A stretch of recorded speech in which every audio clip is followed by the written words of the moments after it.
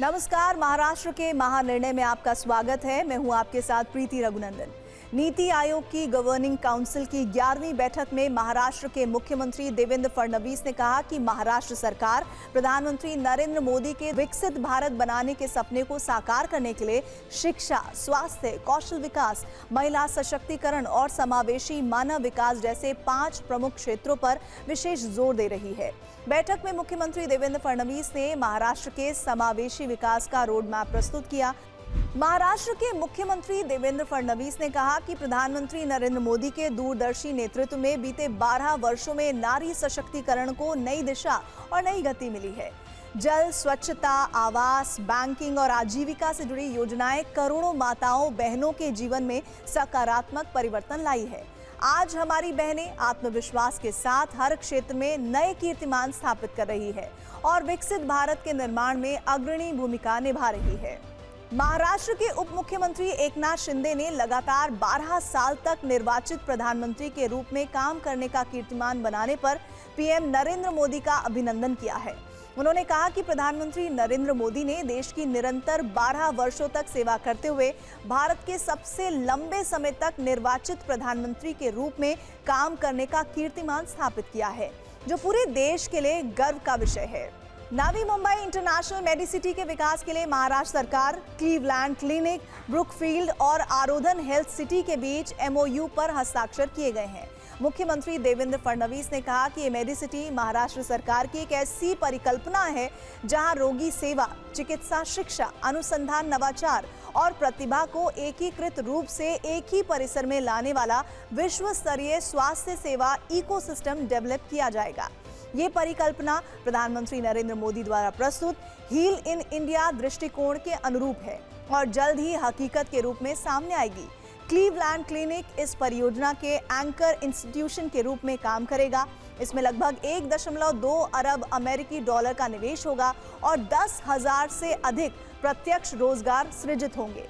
इस मेडिसिटी का विकास नवी मुंबई अंतर्राष्ट्रीय हवाई अड्डे के पास लगभग 250 एकड़ भूमि पर किया जाएगा। मुख्यमंत्री देवेंद्र फडणवीस ने महाराष्ट्र के किसानों से अपील की है कि वे बुवाई में सावधानी बरतें और जल्दबाजी ना करें, क्योंकि 15 जून तक राज्य भर में मॉनसून के पहुंचने की संभावना कम है। मुख्यमंत्री ने कहा कि इस वर्ष एल नीनो का प्रभाव है और औसत बारिश 92% रहने का अनुमान है। सरकार का प्रयास ये है कि किसानों पर दोबारा बुवाई का संकट न आए और उन्हें किसी प्रकार का नुकसान न उठाना पड़े। उप मुख्यमंत्री एकनाथ शिंदे को नंदनवन आवास पर स्कॉच ग्रुप की ओर से प्रतिष्ठित स्कॉच पुरस्कार प्रदान किया गया।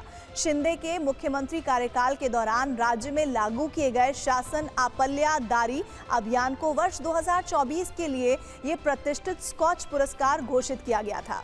उप मुख्यमंत्री एकनाथ शिंदे ने कहा कि ये पुरस्कार सभी सहयोगियों और अधिकारियों के प्रयासों का परिणाम है। बारामती एसटी बस स्टैंड के स्वच्छता अभियान में प्रथम स्थान पर आने पर उप मुख्यमंत्री सुनेत्रा पवार ने बस स्टैंड का दौरा किया। इस अवसर पर उप मुख्यमंत्री सुनेत्रा पवार के प्रयासों से बारामती बस स्टैंड को 10 नई बसें उपलब्ध कराई गई। उप मुख्यमंत्री सुनेत्रा पवार ने यात्रियों की समस्याएं जानने के लिए एसटी बस में यात्रा भी की। उन्होंने एसटी महामंडल को निर्देश दिए कि बस स्टैंड की स्वच्छता के साथ साथ यात्रियों की सुरक्षा को भी प्राथमिकता दी जाए। मुख्यमंत्री देवेंद्र फडणवीस और दोनों उप मुख्यमंत्रियों द्वारा बाल भारती के कक्षा 1 से 6 तक के नए पाठ्यक्रम पर आधारित पाठ्य पुस्तकों का अनावरण किया गया। नए पाठ्यक्रम से विद्यार्थियों को अधिक आनंददायी, प्रयोगशील और गुणवत्तापूर्ण शिक्षा का अनुभव मिलेगा। नवी मुंबई अंतर्राष्ट्रीय हवाई अड्डे के टर्मिनल 1 में छत्रपति शिवाजी महाराज की प्रतिमा का अनावरण मुख्यमंत्री देवेंद्र फडणवीस के हाथों किया गया। ये प्रतिमा शिवाजी महाराज के नेतृत्व, शौर्य और विरासत को समर्पित है।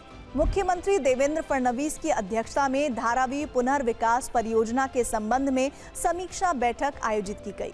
मुख्यमंत्री देवेंद्र फडणवीस ने निर्देश दिए कि धारावी का पुनर्विकास सिंगापुर और हांगकांग की आधुनिक आवासीय परियोजनाओं की तर्ज पर किया जाना चाहिए। समाज सेवक अन्ना हजारे के रालेगढ़ सिद्धि स्थित विकास कार्यों से प्रेरित होकर सेना ने गांव को एक अनोखा उपहार दिया है। 1965 और 1971 के युद्ध में इस्तेमाल किया गया T-55 टैंक रालेगढ़ सिद्धि गांव को भेंट स्वरूप दिया गया है।